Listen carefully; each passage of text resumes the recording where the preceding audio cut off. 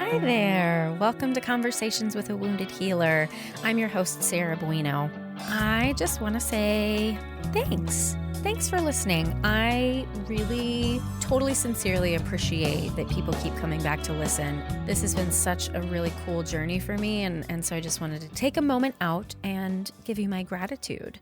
And you probably guessed it. Now here comes the marketing pitch. I recently started a Patreon account because, I've been hearing the message more lately from people who are saying, know your worth. And so I'm going to start trying to live from that place of knowing my worth. And one of the ways that can manifest is by asking for help a little bit more. And so podcasts are not cheap. I have an amazing, incredible editing team that takes care of all of the hard stuff for me that I would never have been able to figure out how to do, but it's not cheap. And so I could really use your support. So if you visit Patreon, we are at patreon.com/woundedhealer, and that's healer, HEALR, because that was what was on Twitter, and I just want to keep them all the same. So kind of lame, but there you have it.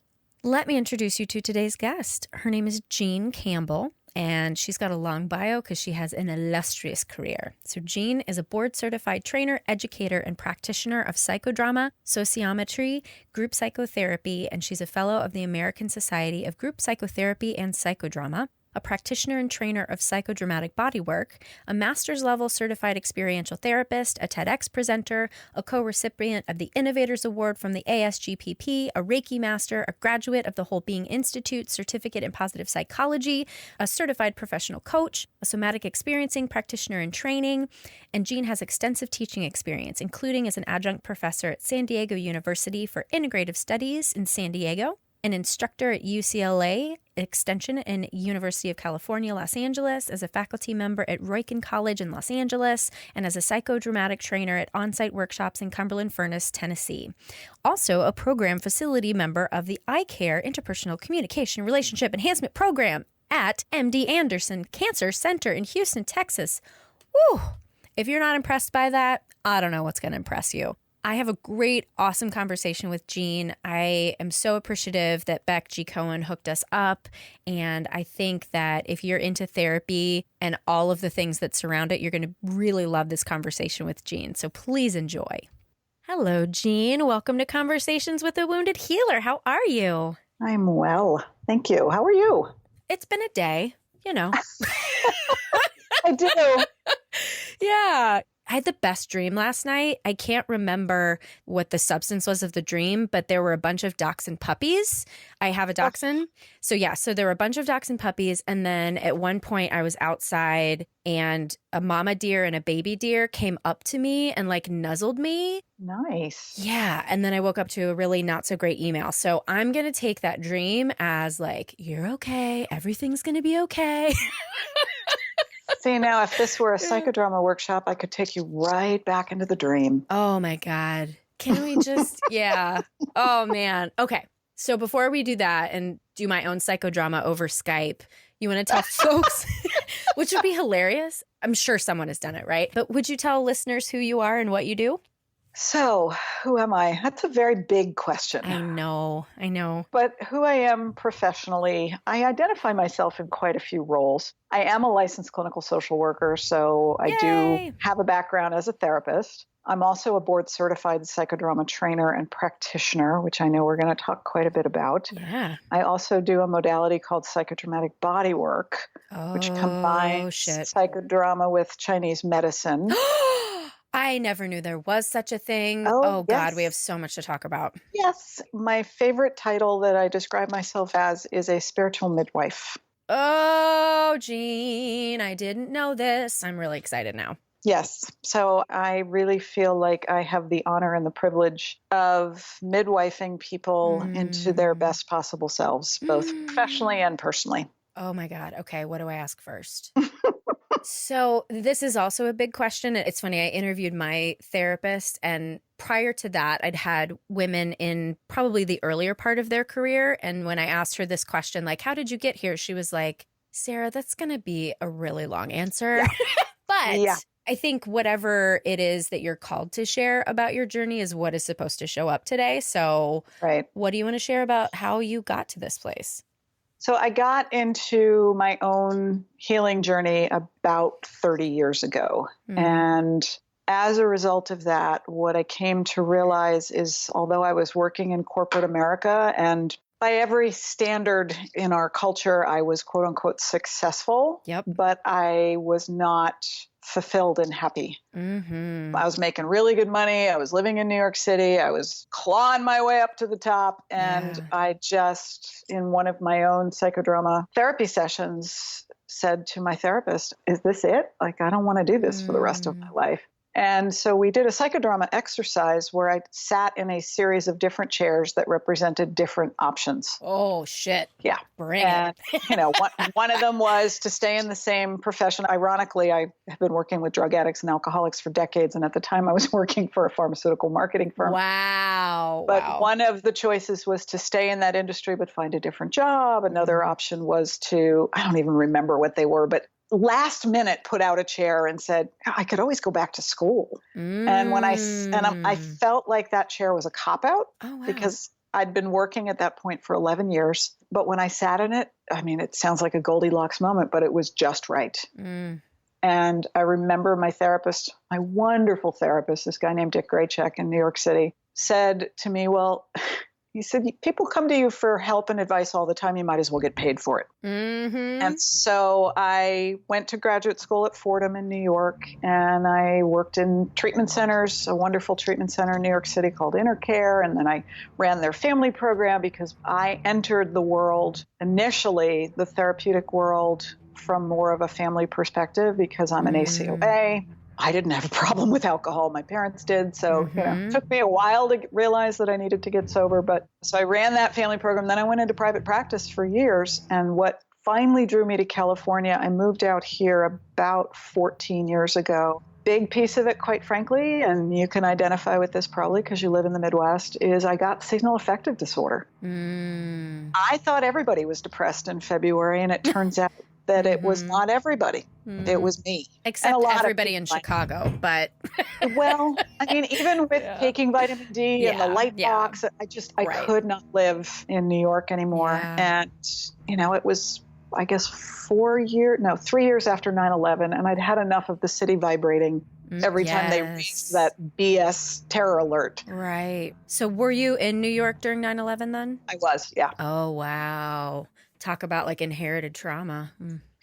Yeah, I'm still discharging that on. I bet. Yeah, there are times still discharging that. Anyway, so when I looked around the country, I knew that I was wanting to teach because I really love doing it and I've been told I'm good at it. And so when I looked around the country at where I was willing to live that would be conducive to my own personal health in terms of enough sunlight, et cetera, and where there were not a lot of other psychodrama trainers, I ended up in Los Angeles. So I started a training institute here in 2005 and little by little have grown it. And now I mostly run training groups for professionals, therapists, counselors, coaches, lawyers, nurses, doctors, et cetera, so that they not only can get trained in how to use experiential and psychodrama methods, but they have a safe place to do their own work. Yeah. Because the more status you get in this business, the harder and harder it is to find those places. Yes. Yes. And so I'm in that spot now. Yes, I know. Yeah. And then a couple of years ago, about a year and a half ago, I guess, along with collaborating with a couple of colleagues, I started also offering co-facilitating men's leadership workshops and women's leadership workshops. And that has been a really empowering. It's just been so delicious to help these mostly young, I don't want to say kids, because I sound so old when I say that, but right, yeah, it just ages yourself. In their early 30s, and the people listening to this don't know. I mean, I'm in my late 50s, and these kids who are getting no mentorship, who are out there on their own, feeling lost, and I know what it's like to feel alone. When I was in private practice, it's a very lonely place to be. Yes. And so I really am loving providing safe places for them, but also helping them learn what it's like to step into the role of a leader. So I'm sharing my experience, strength, and hope in that because I've been in leadership roles on more than one occasion. And there's a real skill set that goes along with that. Yeah. I'm having a lot of growing pains about being a manager and recognizing how unprepared I am for that role, but it's too late. I have a staff, so. Right. Well, most people Yeah. who end up in a leadership role are unprepared. Right. Well, in our industry, it's different in the business world to a certain extent, but in Yeah. our industry, there's not a lot of mentoring going on. Yeah. Luckily, I have found some really great people. Like, I don't know if LA is the same, but Chicago's addiction community is really tight and really small. Mm-hmm. And so, you know, everybody, right? And I've got Yes. some great people who've mentored me here. So luckily, I do have people I can go to and be like, help. Yeah. Good for you. Yeah. And I sought it out and created actually a group of other female practice owners so that we could all kind of share in that struggle together. And that has been the best thing that I think I've ever done for myself, is just like circling women together. Right. Yeah. Because the other piece of it is that the more status you get in this industry, the harder it is to say, hi, I don't really know what I'm doing in this new role. Can somebody help me, please? Yeah. Yeah. It's a lot of trial by fire. Right. Let's talk about psychodrama for a bit. I guess for people who may not know what that is, because I think we have plenty of people, therapists and not therapists, who listen to this podcast. So could you explain in general what psychodrama is, and then we can dig into like how it works and anything, all of it? Sure. All of it. So it's interesting because yesterday was the 98th anniversary of the first official psychodrama that was done publicly by the creator of the method, Jacob Moreno. Wow. And a lot of people think it's kind of a relatively newfangled modality, but it's been around for a very, very long time. Right. I mean, I love the fact that he did it on April 1st. And it was actually, I think it was probably planned because it's a long story, but he was in Vienna, Austria. It's post-World War I. The country is not doing well, and they're trying to sort out what's next. And he invited, I think over 1,000 people showed up to it. And he did it in a theater, and he basically put an empty chair out on the stage that represented the throne and then a crown and a jester's hat, and invited people to come up and take on the role of the king or the jester, who the fool is typically the most wise person on the court. But people were outraged and wanted no part of it. So one of the things he learned that night was about the importance of warm-up. And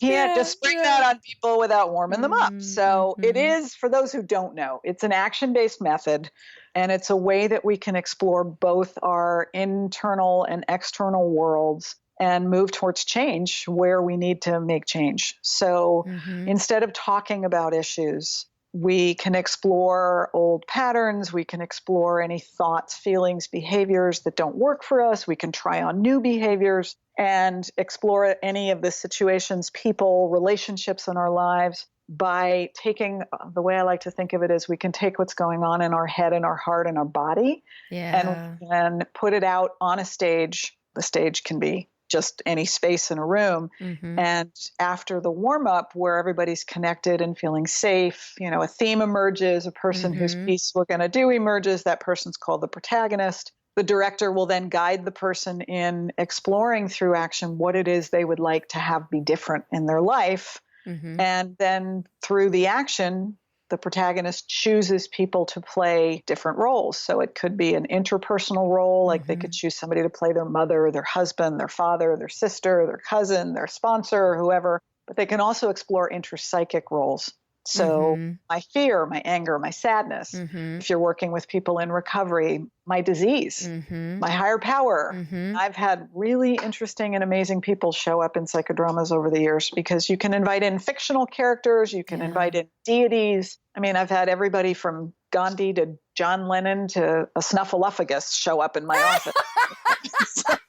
Snuffleupagus. And it really taps into the belief that we are all co-creating our experience. It taps into the belief that we are all the therapists of each other. When Moreno started a psych hospital in 1936 in New York, this was long before medication for psychosis existed. He was the only doctor in the place, but he called everybody in the facility, including the patients, doctor. He believed we are each other's healers, and he entered into their world. So if he met a psychotic patient and he introduced himself, "Good morning, I'm Dr. Moreno. Who are you?" If the patient's response was, "Well, my name is Jesus," he didn't contradict the person Right. and say, well, according to your chart, it says your name is John Smith. Mm-hmm. He walked right up to the person and shook his hand and said, oh, Jesus, I've always wanted to meet you. Tell me about your life. And so the whole concept behind it is that if I'm directing a piece of your work, I'm not guiding you, I'm following you. Right. Following you because innately you have the answers inside of you. And my job is to help you find them. Yes. It's interesting because I've been training in sensory motor psychotherapy, and the same premise of the client has all of the answers and information. And for someone who works with folks in addiction and a lot of people who struggle with denial, there was a part of me that said no, that's not true. Like, people don't necessarily know. But then someone else pointed out it's the higher self that knows. And I was like, yes, that's how I'm going to get on board with it, because and the voice of that higher self has been blocked. Right. Exactly.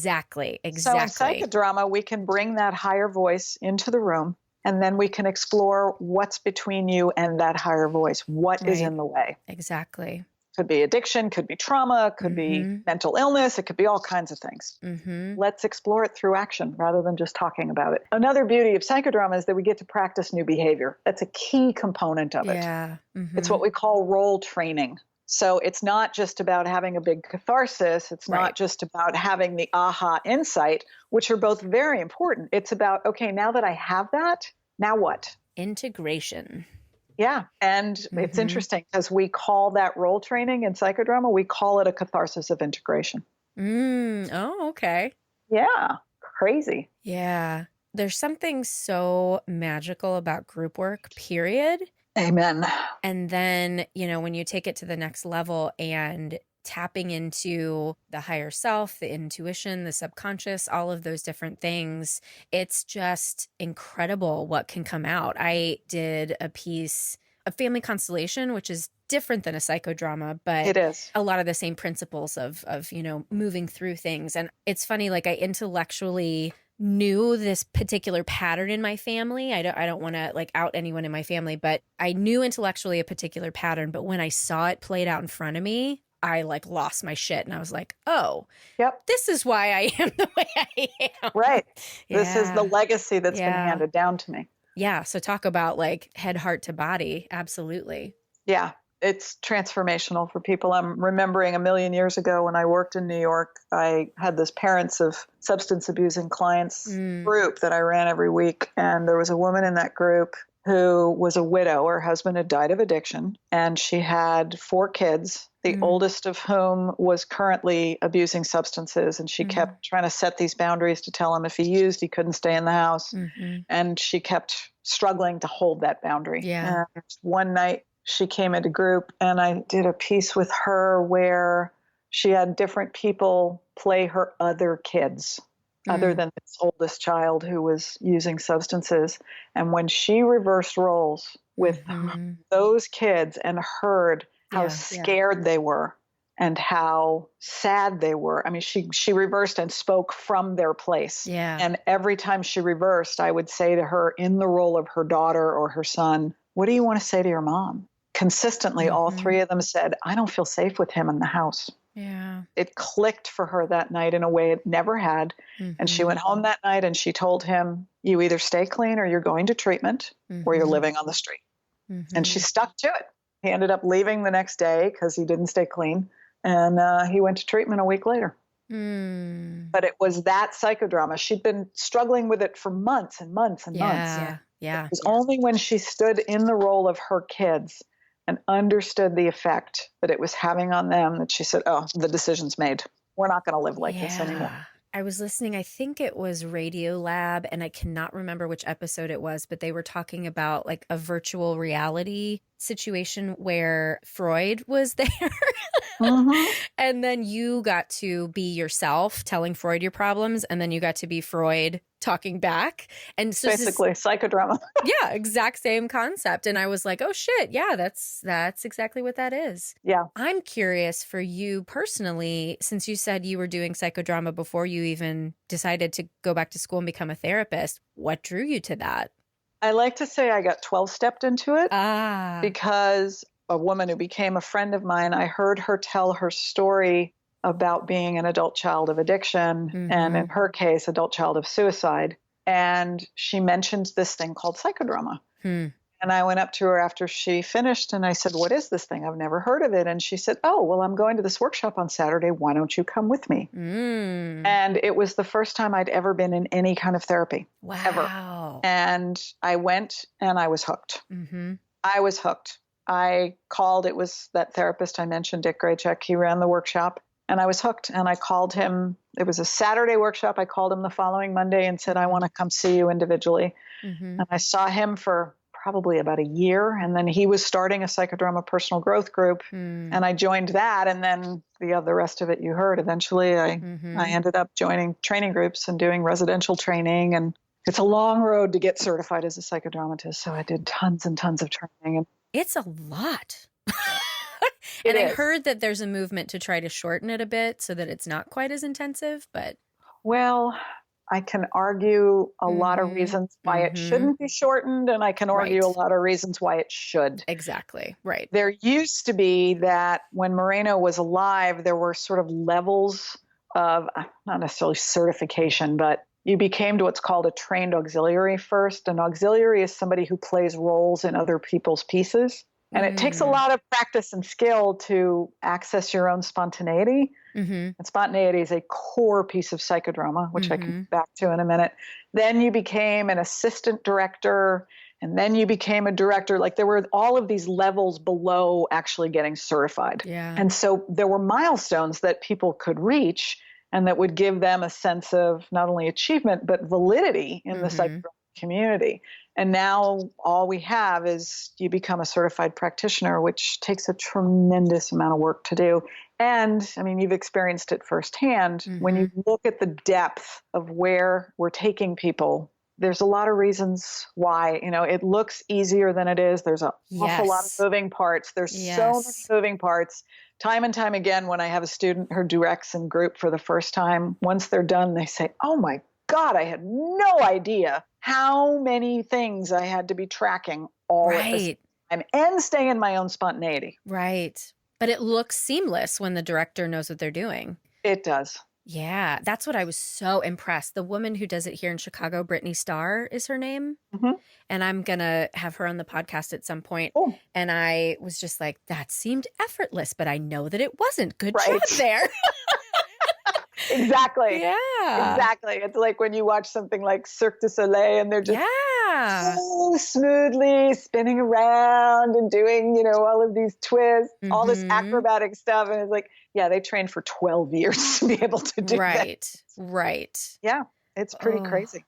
So can I tell you my experience with the psychodrama? I've been wanting to know. So it's less about the psychodrama and more about are you into woo-woo? We didn't talk about this. Are you into woo-woo shit? I'm 3 exits past woo-woo. I'm like kooky dookie. Oh, great. Then you're going to love this. So my therapist, she has practiced shamanism and she and I have talked about my intuitive gifts and kind of honing that and whatever. And so that's kind of the backdrop to this story. I've also been super into ghosts lately. Don't know why, but in the psychodrama, I don't want to tell the story of the person whose psychodrama it was, but essentially they were talking to a bunch of people who had passed on and they'd set up a cemetery essentially. And they were going one by one talking to specific people. And as that's happening, I'm nearly against a wall, but I feel a man standing behind me. And I kept looking back it was absolutely someone was standing right behind me, breathing down my neck. And interesting. And as this person got closer to one specific character, it just became stronger. The feeling was stronger and stronger and stronger. Finally, when she got to that character, I I guess it's more just a knowing, but inside saying, I am here. I am here. And I was like, holy shit, oh my God. And I was doubling that person, so I couldn't do anything about it. I was doubling the protagonist, so I couldn't really do anything about it. But I was just like, he's here, and he wants to talk to you. So I couldn't do anything within the drama with it, but in the sharing you could though. Yes. And he said there were other things that he said that also tracked with what she was experiencing. And so at the end, she had turned to hug me and I said, he was here and he wants to let you know, good job, keep it up. And she just wept. And I was like, yeah. And she's like, I always felt like he was with me. I'm like, yep. Wow. Yeah. So you're really stepping into your intuition. Yeah, I guess. And I of course I go to my therapist and I'm like, okay, Susan, what do we do now? What does this mean? How do I do it again? She's like, nope, you just go on about your life. I'm like, God damn it. Just stay open. Yeah. That's amazing. So you used a term that people don't know, doubling. Yes. Thank you. So the protagonist is the main character and the double is essentially their double, for lack of a better term. And the way that we did it is, if the protagonist would say something, but the double feels like there's something unsaid, that we would be the one to say it. And then also the double could be if the protagonist is having kind of internal psychic questions like, this part of me wants to do this and this part of me wants to do that, then the double becomes this part that wants to do that. And you switch roles essentially with yourself. Was that? It's pretty good. Okay, thanks. For a one-timer. Thanks. Not bad. So structurally, the double stands behind the protagonist. Yes. And the way I like to think of it is that it's the inside voice that often doesn't get spoken. Yes. So a lot of times, and different people direct differently. I was trained so that anybody with permission from the director can get up and double. Okay. They can step in. We call it hit and run doubling. They can step in and say something that they have a hypothesis that the protagonist might be feeling.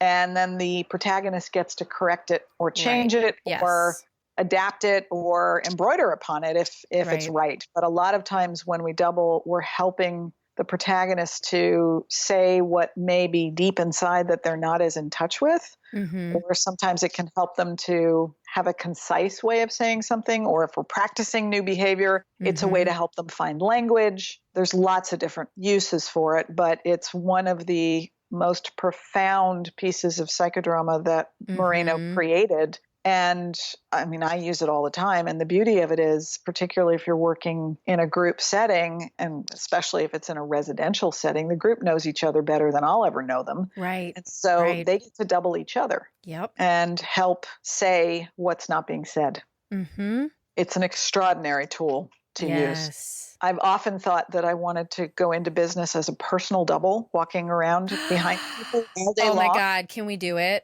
And just saying what they really want to say that they're not saying. That sounds like a great movie. I cracked up when I think of Key and Peele when they had, what was his name? Oh, Luther? Yeah, Angry Obama or something like that. Luther the Angry something. But it's basically, that's a double. Yeah.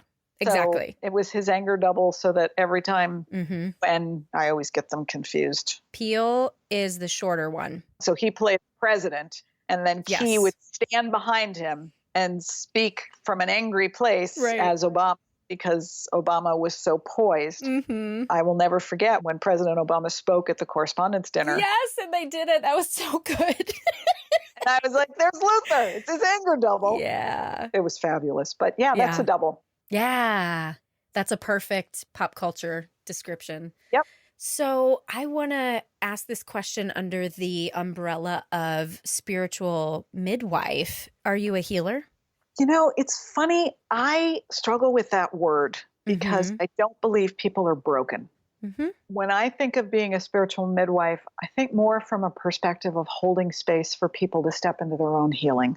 When it comes to spirituality, it's so hard to find language. Yeah. But for them to step back into their authentic selves that got pushed down, pushed away, taken away, robbed from them, all of those kinds of things, and to create spaces and opportunities for people to connect or reconnect with their authentic selves or with their higher self. So I shy away from that word healer, but for lack of a better term, I've had people describe me as that. I'm curious what your perspective is on that word.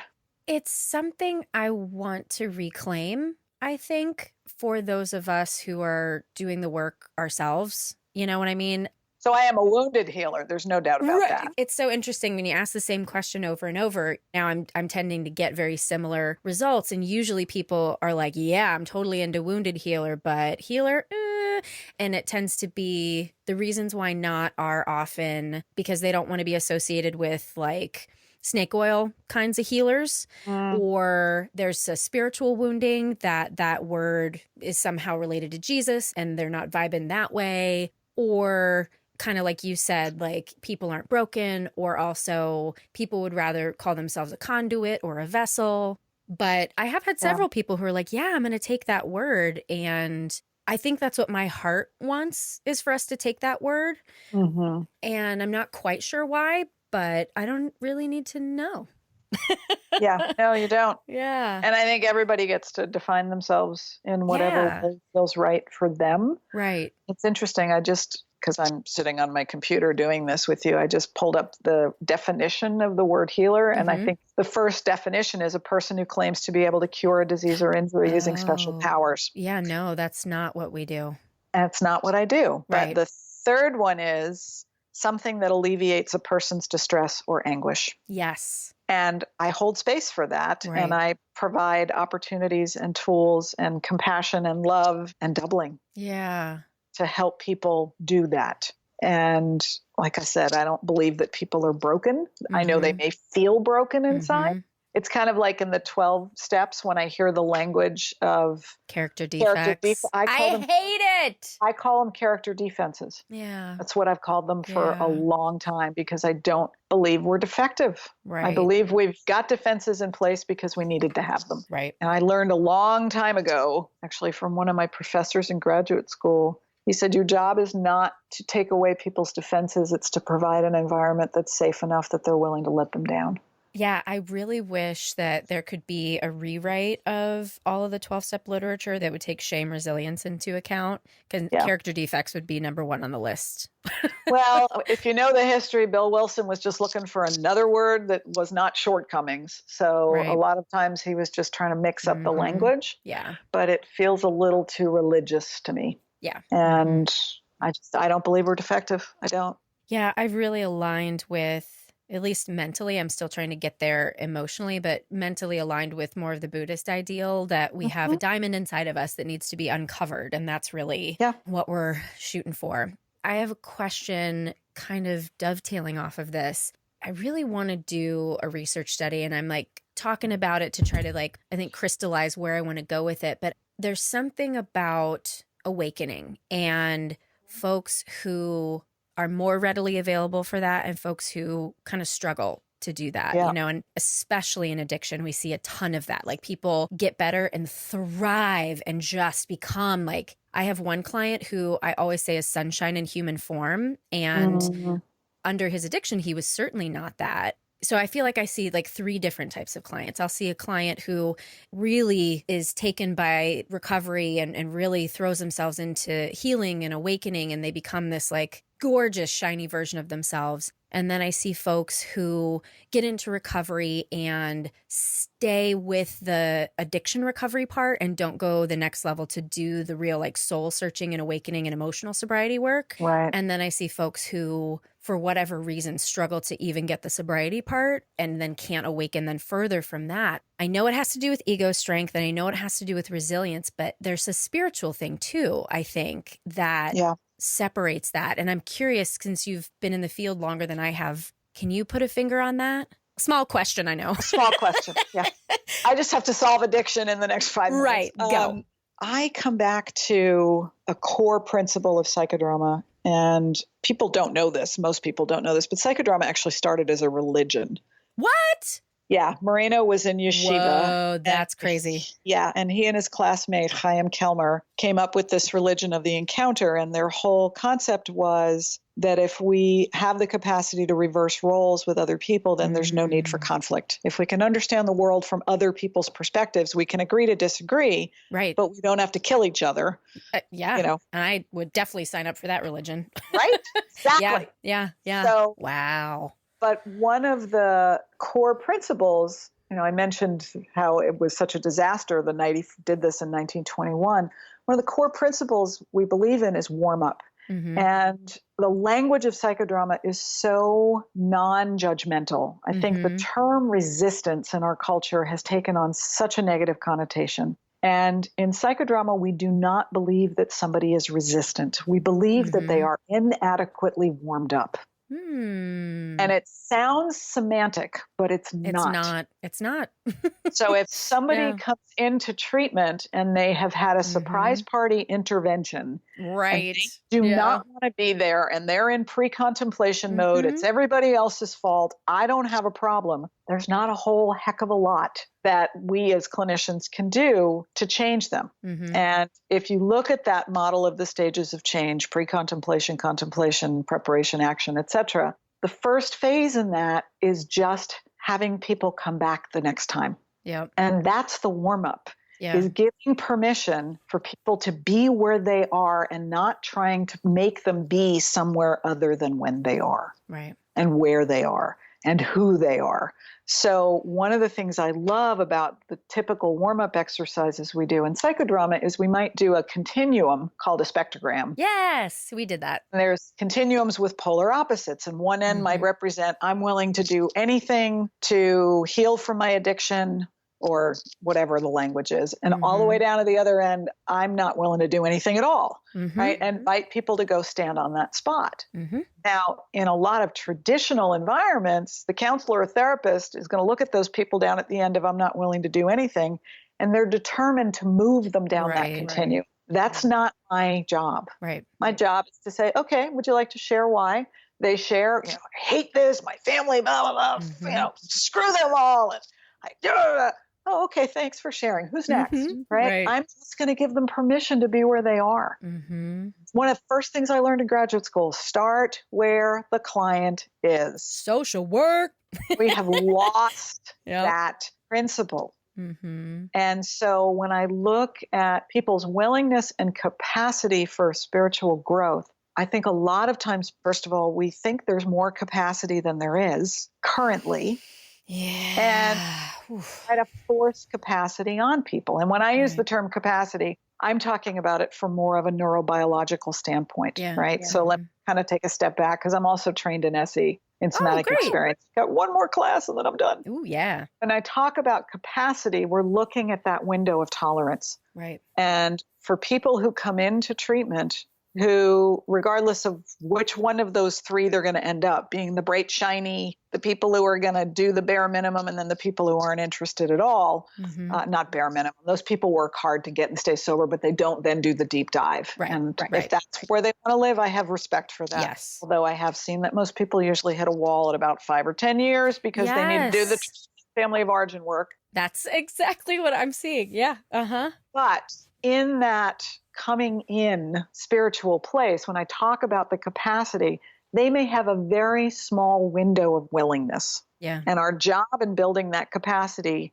is to help them see that small, teeny tiny essence of willingness, celebrate it, and then slowly build on it so that that window of tolerance, that capacity to tolerate discomfort, which is at the core of recovery. It's all about tolerating discomfort. Yes. So if I can help them by helping them acquire tools that will help them, even if that tolerating uncomfortability lasts for 30 seconds more than it did yesterday, that's the capacity that we need to build. Yeah. And the scary part, when I first started working in this industry, we didn't have an opiate epidemic. If people went out and drank again, their chances of coming back were pretty good. Right.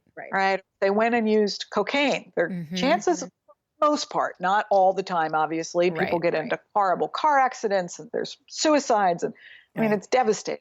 And right now, between the opiate and the fentanyl, fentanyl, whatever. But between that class of drugs, there's a lot of times people just don't come back. And so I am not a fan of pushing people down that continuum of willingness and capacity. And I'm not a fan of pushing them. I'm a fan of inviting them. I think about being a little further ahead on the path with them with a flashlight saying, come on, let's go in this direction. I know it's really dark, but I'm going to shine the light over here. And I'm just going to stand here and wait. And when you're ready, you come on over. And if you're not, I'm still going to love you.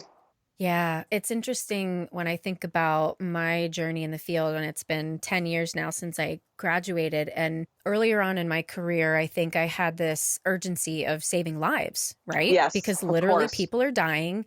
So there was that urgency. And then, like, truthfully, there was also, I think, an ego quality of, I can save you, and then what Right. that says about me as a therapist. And when I look back now, I much more readily can hold that space of, okay, you're not ready, and that's fine. And I'll be here. And I've actually found I am able to move people on the continuum more often when I just have that open, exactly. open when I awareness. just hold the space, Yeah. because I am not their higher power. Right. And I can't that again, it's that word heal. Right. I can't fix anybody. I can't heal anybody. Right. Because at their core, they're not broken. And I learned a long time ago, and I've experienced it in my own family, unfortunately. Some people don't want to. There's no interest. Mm-hmm. Mm-hmm. I lost both my parents to this disease with lots of letters behind my name. Right. Didn't matter. I mean, I tried this, I tried that, and it's like I've often said, particularly to family members, as painful as it is, you cannot deny somebody else the dignity of their own process. Right. It's theirs. Yep. And since I've started my own 12-step program, it's so funny. I resisted Al-Anon for so long because I was like, I know what I'm doing. And a woman that I see for supervision and consultation was like, okay, it's time. You need to do this. And it's changed my clinical work so much because I'm getting it on both ends, from the clinical perspective and from the personal perspective, that I cannot control anyone but myself. And sometimes not even then. Yeah. Well, when I supervised people, and I actually taught at UCLA in their addiction studies program for about 6 years, I taught the family counseling class there until I moved further south and it was too much of a commute. But I would tell the students in the first class, probably a good idea for you to be going to Al-Anon meetings on a regular basis if you're going to be working in this field, especially if you're going to be working with families. Right. Because your own stuff's going to come up. I guarantee it. Yeah. And so many people say, I don't come from addiction. It's like, yeah, let's dive into that a little bit more, because a lot of times people think that there's no addiction in their family system. But if you look at workaholism and you look at spending and eating you look disorders, at codependency and eating disorders, and there's a lot more of it there than you think. Right. Let's do a genogram class. Exactly. Yeah. And two, I found, because my parents were not substance abusers, but my mom's dad definitely was. And I'm sort of halfway convinced that my dad's dad was too, and how that affected my mom being an ACOA, and then the codependency and the control and the victim martyr stuff that kind of went down the line. When I went to my first meeting, I was like, oh, you think that too? Oh, okay. Yeah. This is where I belong. Yeah, and when I talk to other ACOAs, there's a knowing that we have from our experience. And of course, in my experience early on in this process, it was like, I didn't think anybody else felt the same way I did. I didn't think anybody else thought the same way I did. I didn't, I was so caught up in shame and so alone. And then when I started listening and talking to other people, it was like, oh, what do you know? I'm not alone in this, and neither are you. And again, I think about so much of what happens at 12-step meetings. When somebody shares their story, they're doubling you. Yeah, exactly. They are saying what you're feeling inside and what you're thinking inside. You're a very good teacher. Oh, thank you. Yeah. You're so good at like bringing it back to the point. I like meander and I'm like all over the place. And like, I think that made sense, but you're always bringing it, tying it right back in. You're good, Jean. Thank you. Trying to. Believe me, sometimes I go off on my own little tangents. Yeah. Well, this has been great. And we have a little bit of time left. So I guess last question is there anything that we didn't talk about that you want to share with people? Do you have any events? How can people contact you? Any or all of the above? Well, thanks for asking. I would say that if you are interested in doing any kind of psychodrama work, that you are best finding somebody who is well trained in it. And it's really okay to ask a lot of questions. If you want to know who's certified in the modality, there is a wonderful website that the American Board of Examiners in Psychodrama, Sociometry, and Group Psychotherapy has. That's a mouthful. It is a mouthful. It is psychodramacertification.org. That's is easy. their website, and you can look for a trainer or you can look for a therapist on that website. Everybody listed on that site is certified. That way, if you want to do training, if you're a therapist, you know who to go work with. Because one of my great pet peeves is there's a lot of people out there saying what they're doing is psychodrama, and it's not. Yeah. If there is not 3 parts to it, warm up, action, and sharing, then it's not psychodrama. And I have tremendous respect for my colleagues in the experiential therapy world, but it's a different modality. Yeah. I have tremendous respect for my colleagues in the internal family systems world and in the constellations world.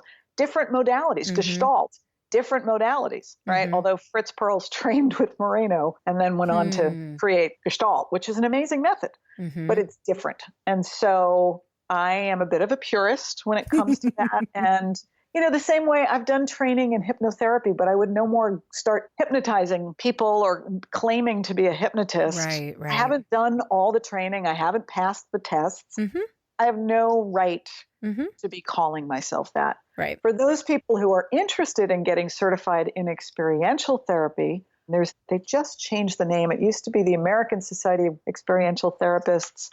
And Mark Pimsler has just started this international, I'll look it up while we're on the phone, all right, in case people are interested in that, because they have a website and you can find trainers in that as well. Great. And the other thing is there is a wonderful conference once a year, a national conference on psychodrama. It's coming up pretty quickly. It's coming to Chicago next year, I believe. It is, I think. Will you be here? Probably not. No. My mission has been to carry psychodrama to communities that are not usually getting it. That's rad. Yeah, I've been part of that organization, the American Society of Group Psychotherapy and Psychodrama, for a very long time.